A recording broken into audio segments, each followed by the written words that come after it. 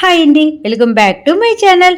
ఇంకా సింధూర పొద్దున్నే కాఫీ తీసుకొని వచ్చి చెంచలమ్మ గారిని లేపుతూ ఉంటుందన్నమాట.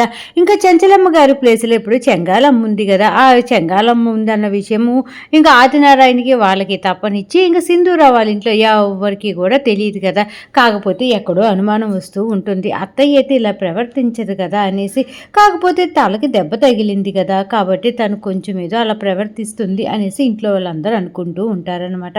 ఇంకా సింధూర పొద్దున్నే కాఫీ తీసుకొని, అత్తమ్మ లెగండి అత్తమ్మ, బారెడు పొద్దెక్కింది, మీరు అసలు ఇంతసేపు దాకా పడుకోరు కదా, అలాంటిదేంటి కొత్తగా ఇంత టైం అయినా కూడా ఎండ చూడండి ఎలా వస్తుందో, ఇప్పుడు దాకా పడుకున్నారేంటి అత్తమ్మ, లెగండి లెగండి అనేసి ఊరికే లేపుతా ఉంటుందన్నమాట. ఇంకా అప్పుడు చెంగాలమ్మ, ఏంటి అసలు ఈ అమ్మాయి గోల పొద్దున్నే వచ్చేసి టైం ఎంత అయింది, అంత అయింది, ఇంత ఎండ వచ్చింది, అంత ఎండ వచ్చింది అనేసి ఓకే ఇసుకిస్తుంది అని చెప్పేసి చిరాగ్గా మొహం పెట్టేసుకుని లేకుండా అలాగే నిద్రపోతూ ఉంటుందన్నమాట. అయినా సింధూర ఊరుకోకుండా, అత్తమ్మ లెగండి అత్తమ్మ, ఇవాళ శుక్రవారం కదా, మీరు పొద్దున్నే అందరూ లేక ముందే ఇంట్లో దీపారాధన చేస్తారు కదా, అలాంటిదేంటి అత్తమ్మ కొత్తగా ఇంకా నిద్ర లేగలేదు, లెగండి అత్తమ్మ అని చెప్పేసి పాపం ముద్దుగా సింధూర లేపుతూ ఉంటే ఇంకా చెంగాలమ్మ ఒక్కసారిగా సింధూర చేతిలో ఉన్నటువంటి కాఫీ కప్పు, ఆ కాఫీ అంతా కూడా తన మొహాన పడేటట్టుగా ఒక్కసారి చేతితోటి ఇలా అనగానే పాపం సింధూర చేతిలో ఉన్నటువంటి వేడి కాఫీ సింధూర మొహం మీద పడిపోతుందన్నమాట.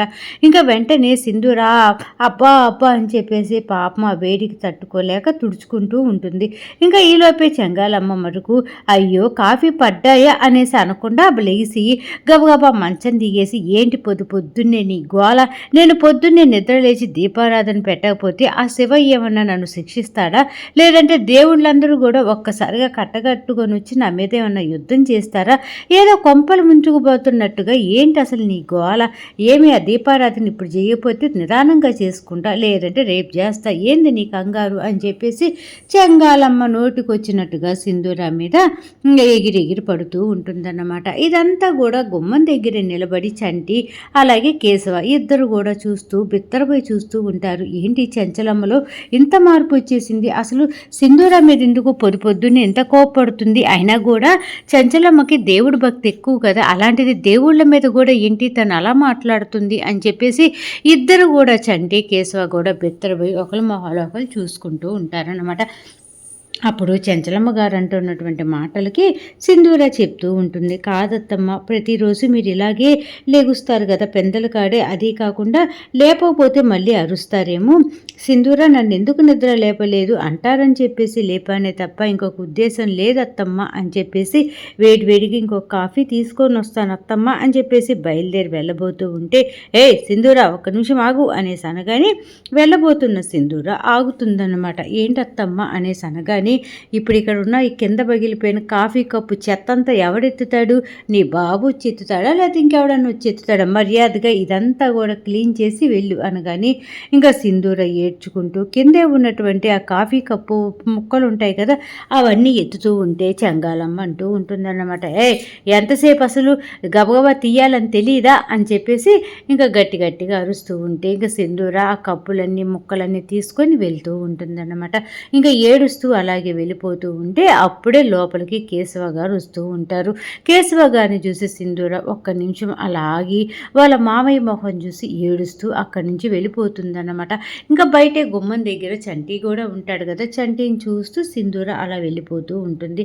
ఇంకా అప్పుడే కేశవ గారు ఇంటి లోపలికి వస్తారు. వచ్చి, ఏంటి చెంచలమ్మ అసలు నీకు ఏమైంది, అసలు నువ్వు ఎలా ప్రవర్తిస్తున్నావో అర్థమైందా, సింధూర చెప్పిన దాంట్లో తప్పేముంది, నువ్వు శుక్రవారం అకమే కాదు ప్రతిరోజు పొద్దున్నే నిద్ర లేచి స్వామివారికి దీపారాధన చేయటం నీకు అలవాటు కదా, అలాంటిది కొత్తగా ఎన్ని మాటలు మాట్లాడుతున్నావేంటి, అసలు నువ్వు ఏమైంది నీకు అని చెప్పేసి అంటూ ఉంటే, ఈయనొకడు హితబోధనలు చేయడానికి రెడీగా ఉంటాడు, ఏదైనా విషయం జరిగింది అనుకుంటే వచ్చేసి నా బుర్ర తినేస్తూ ఉంటాడు అనేసి మనసులో అనుకొని, ఏంటండి మీరు నాకు తల దెబ్బ తగిలినప్పటి నుంచి అసలు ఏదేదోలాగా ఉంటుందని తెలుసు కదా, కాసేపు పడుకుంటే ఏమవుతుంది, దాని గురించి ఎందుకు ఇంత గోల చేస్తున్నారు, నేనేమన్నా రమ్మన్నాను అసలు అమ్మాయిని, ఎందుకు మీరు ఇంత గోల గోల చేస్తున్నారు అని చెప్పేసి చిరాకు పడిపోతూ కేశవ గారి మీద కోప్పడి అక్కడి నుంచి వెళ్ళిపోతుందన్నమాట.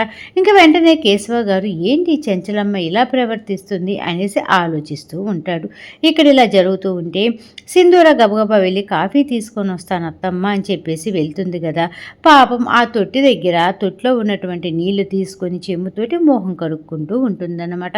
ఇంకా కాఫీ మొత్తం ఒంటి మీద పడింది, మొహం మీద పడింది కదా. ఆ కాఫీ అంతా కూడా అలా కడుక్కొని తుడుచుకుంటూ ఉంటే అప్పుడే అక్కడికి చంటి వస్తాడు. చంటి భుజం మీద ఇప్పుడు టవల్ ఉంటుంది కదా, ఆ టవల్ తీసి సింధూరాకి ఇస్తాడనమాట. ఇచ్చి తుడుచుకోండి అమ్మాయి గారు అనేసి అనగానే ఇంకా చంటి ఇచ్చినటువంటి టవల్ తీసుకొని సింధూర మొహం తుడుచుకుంటూ ఇంకా చంటి వైపు అలాగే చూస్తూ ఉంటుంది. చంటిని చూస్తూ ఏంటండి అలా చూస్తున్నారు నా మొహం అని చెప్పేసి తిరిగి చంటినే ప్రశ్న అడుగుతూ ఉంటే, అసలు అమ్మ ఇలా ఎలా మారిపోయిందండి, మీరన్నా నేనన్నా ఆ అమ్మకి ఎంత ఇష్టము, అలాంటిది మన ఇద్దరి మీద ఎందుకు ఇలా కోపడుతుంది, అసలు అమ్మేనా లేకపోతే అమ్మ మారిందా అనిపిస్తుంది అమ్మాయి గారు నాకు నిజంగా.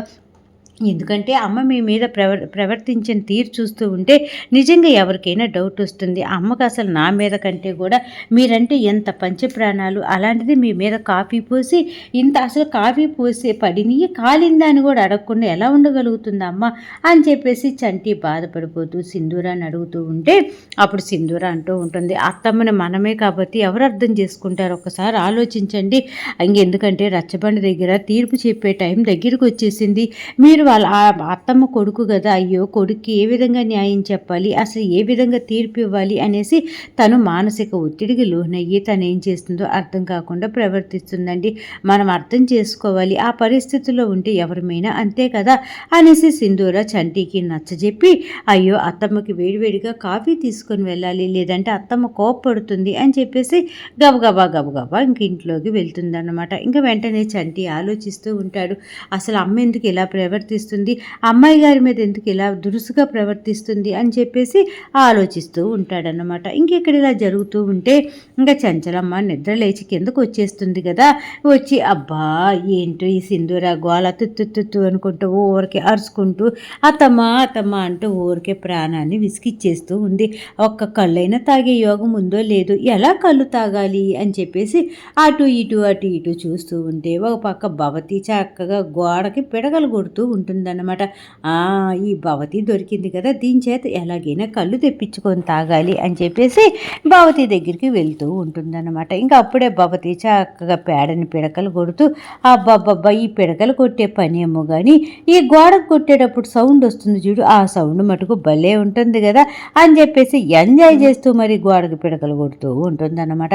ఇంకా అప్పుడే భవతి దగ్గరికి వెళ్తుంది చెంగాలమ్మ. వెళ్ళి భవతి ఏం చేస్తున్నావు అనేసి అనగానే, వదినా పిడకలు కొడుతున్నావు వదినా, పిడకలు చూసావు ఎంత బాగున్నాయో, కొడతా ఉంటే అవి వచ్చే సౌండ్ నాకు భలే ఇష్టం వదిన, అందుకే గోడకి పిడకలు కొడుతున్నా అనేసి అనగానే, సరే కానీ ఏంటి బాగా కళ్ళు తాగి అలవాటు ఉన్నట్టుందిగా అనేసి అనగానే భవతి ఒక్కసారిగా ఉలిక్కి పడుతుందన్నమాట. అదేంటి వదినికి నేను కళ్ళు తాగే విషయం ఎలా తెలుసు, ఒకవేళ నేను దొంగతనంగా ఇందాక తాగుతుంటే చూసిందా ఏంటి, అందుకే అడుగుతుందా ఏంటి అనేసి, ఏంటి వదిన ఏం మాట్లాడుతున్నావు, కళ్ళు తాగే అలవాటు నాకెక్కడుంది, అసలు కళ్ళు నేనెప్పుడు తాగాను అని చెప్పేసి ఇంకా భవతి అంటూ ఉంటుందన్నమాట. అప్పుడే చెంగాలమ్మ అంటూ ఉంటుంది, ఇదిగో భవతి నువ్వు నాకు అబద్ధం చెప్పాల్సిన పని అస్సలు లేదు, ఎందుకంటే కళ్ళు చూసి కళ్ళు తాగుతారా లేదా అని నేను ఈజీగా కనిపెట్టగలను.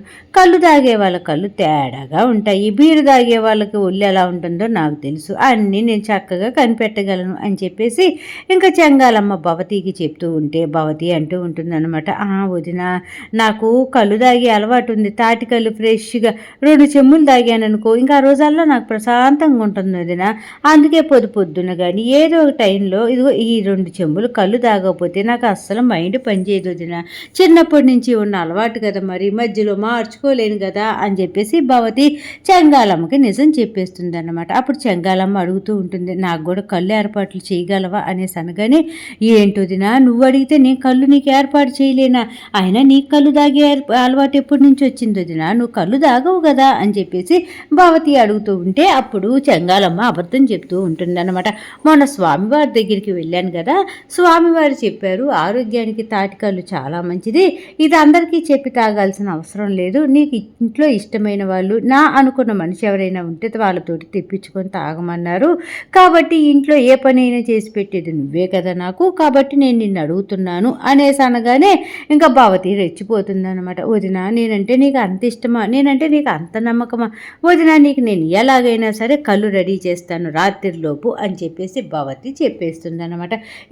ఈలోపే సింధూర కాఫీ కప్పుతోటి ప్రత్యక్షమవుతుంది. అత్తమ్మ కాఫీ తాగండి అత్తమ్మ అనేసి అనగానే, ఇందాక ఒక్కసారి మొహం మీద పూసాను కదా, అయినా కూడా దీనికి సిగ్గు రాలేదా, అంటే దీనికి ఆ డోస్ సరిపోయినట్లేదు, ఈసారి గట్టిగా డోస్ ఇవ్వాలి అనేసి మనసులో అనుకొని, ఇటీ కాఫీ తెచ్చావా ఇటీ అని చెప్పేసి చేతరగా మొహం పెట్టేసుకొని సింధూర చేతిలో ఉన్నటువంటి కాఫీ కప్పు తీసుకుంటుంది చెంగాలమ్మ. తీసుకొని ఇంక ఇచ్చావు కదా కప్పు, ఇంకెళ్ళి ఇక్కడి నుంచే అని చెప్పేసి ఇదిలిచ్చేస్తుంది అనమాట. పాపం సింధూర చాలా బాధపడిపోతుంది. ఇంకా భవతి మటుకు తెగ నవ్వుకుంటూ ఉంటుంది. ఆహా చెంగలమ్మ ఆ సింధూరాన్ని అలా కోపడుతూ ఉంటే నాకు ఎంత హాయిగా ఉందో అనేసి మనసులో అనుకుంటూ ఇంకా అలాగే చూస్తూ ఉంటుందన్నమాట. ఇంకా సింధూరాన్ని ఇంకొకసారి ఇదిలిస్తూ ఉంటుంది. చెప్పింది నీకు అర్థం కాదా, వెళ్ళవేంటి ఇక్కడి నుంచి వెళ్ళే అని చెప్పేసి ఇంకా చెంగాలమ్మ సింధూరాన్ని చిరాకు పడుతూ ఉంటే సింధూరమ్మ అక్కడి నుంచి వెళ్ళిపోతుంది అనమాట. ఇంకా అప్పుడే భవతి అంటూ ఉంటుంది, ఆహా వదిన పొద్దున్నే కాఫీ సాయంత్రానికి కళ్ళు నేను ఏర్పాటు చేస్తాను వదిన, నువ్వు ప్రశాంతంగా కాఫీ తాగు, నైట్ కల్లా నీ రూమ్లోకి కళ్ళు వస్తుంది అనేసి అనగానే ఇంకా చాలా చాలా సంతోషపడిపోతూ ఉంటుంది చెంగాలమ్మ. అమ్మయ్య ఈరోజు నేను ఎలాగైనా కళ్ళు తాగేయచ్చు అనేసి హ్యాపీగా ఫీల్ అయిపోతూ ఉంటుందన్నమాట. ఇంకెక్కడ ఇలా జరుగుతూ ఉంటే ఇంకా సింధూర చంటి ఇద్దరు పొలానికి వెళ్ళాలి అని చెప్పేసి సైకిల్ నడుపుకుంటూ అలా ఊళ్ళో నడుస్తూ ఉంటే ఊరి జనమందరూ కూడా కంగారుగా అటు ఇటు పరిగెడుతూ ఉంటారన్నమాట. ఏంటి ఊరి జనమంతా ఇలా పరిగెడుతున్నారు, ఏమైంది అనేసి సింధూర చంటి గబగబా అనుకుంటూ అక్కడే స్పీడ్గా వెళ్తున్న ఒక అతన్ని ఆపుతారనమాట. ఏమైంది బాబాయ్, ఏంటి మీరందరూ అలా పరిగెత్తుకుంటూ వెళ్తున్నారు అనేసి అనగానే, అదిగో రంగడు అక్కడ ఊరేసుకుంటున్నాడంట చెట్టుకి, కాబట్టి అక్కడికి వెళ్తున్నాం అని అనగానే, ఏంటి బాబాయ్ ఊరేసుకుంటున్నాడా అని చెప్పేసి గబగబా చంటి సింధూర కూడా అతను రైతు ఎక్కడైతే ఊరేసుకుంటున్నాడో ఆ ప్లేస్కి చేరుతారనమాట.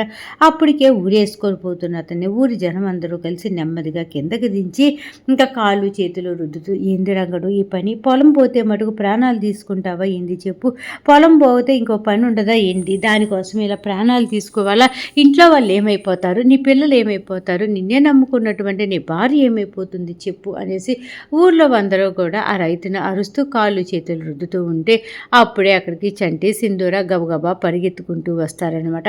సింధూర అంటూ ఉంటుంది, ఏంటి బాబాయ్ నువ్వు చేసిన పని, అసలు ఏం మైండ్ ఉండే చేసావా లేదా, చనిపోవలసిన అవసరం ఏముంది బాబాయ్ అంటూ ఉంటే, చనిపోక ఏం చేయమంటావమ్మ సింధూర, మా నోటి దగ్గర పొలం బలవంతంగా కూడా ఆ చెంచలమ్మ గారు కంపెనీ వాళ్ళకి అమ్మేపిచ్చారు, ఇప్పుడు మేము ఏం తిని బతకాలి చెప్పు, మేము పుట్టినప్పటి నుంచి కూడా ఈ పొలం పని తప్పనిచ్చి మాకు ఏదీ రాదు, మా పిల్లలతో సమానంగానే ఆ పొలాన్ని పెంచుకున్నాము, అలాంటిది ఇప్పుడు ఆ పొలాన్ని వేరే వాళ్ళకి అమ్మేశాము అనేసి అనుకుంటుంటేనే మాకు అస్సలు బతకాలనిపించట్లేదు, కాబట్టి నేను చచ్చిపోతానమ్మా, నన్ను వదిలేసి నేను చచ్చిపోతాను, నేను బతికి ఏం చేయాలి, నా బిడ్డలాంటి పొలం లేకుండా చూసుకొని నేనేం చేసుకోవాలి, నిన్నటిదాకా కూడా ఈ పొలం నాది అనేసి ధీమాతో బతికేవాడిని, కాకపోతే వాటి నుంచి అది అమ్మేశాము, అది వేరే వాళ్ళది అని తలుచుకుంటుంటేనే నాకు అస్సలు బతకాలని లేదు అనేసి ఇంకా పాపం ఆ పెద్ద ఆయన చెప్తూ ఉంటాడనమాట.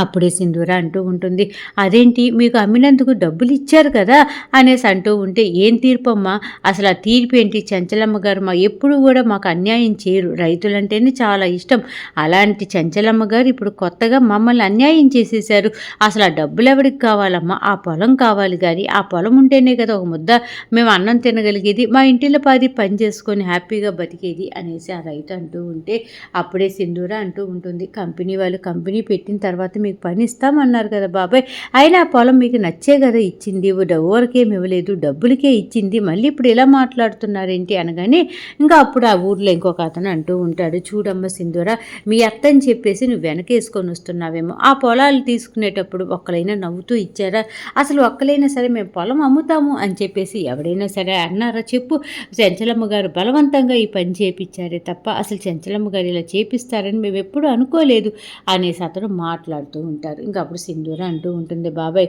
మీరేం బాధపడమాకండి, అత్తమ్మని నేను ఒప్పిస్తాను, అత్తమ్మతో నేను మాట్లాడతాను అంటూ ఉంటే, అప్పుడు ఆ ఉరి వేసుకున్నటువంటి రైతు అంటూ ఉంటాడు, నువ్వు చెప్తే మటుకు చెంచలమ్మ గారు వింటారా అమ్మ? ఒక్కసారి తీర్పిస్తే రెండోసారి దాని గురించి మాట్లాడే తత్వం అమ్మగారికి లేదు కదా, అనగానే నేను మాట్లాడతాను కదా బాబాయ్, మీరు కంగారు పడమాకండి అనేసి సింధూర గబగబా గబగబా చెంగాలమ్మ దగ్గరికి వస్తూ ఉంటుంది. అప్పటికి చెంగాలమ్మ ప్లేట్లో చెకోడీలు పెట్టుకొని కరకర కరకర తింటూ ఉంటే చంటి కూడా ఆ రైతులకి ధైర్యం చెప్పి సింధూర వెనకాలే వస్తాడనమాట. ఇంకా సింధూర చెంగాలమ్మని అడుగుతూ ఉంటుంది, అత్తమ్మ మీరు చేసింది ఏమైనా బాగుందా?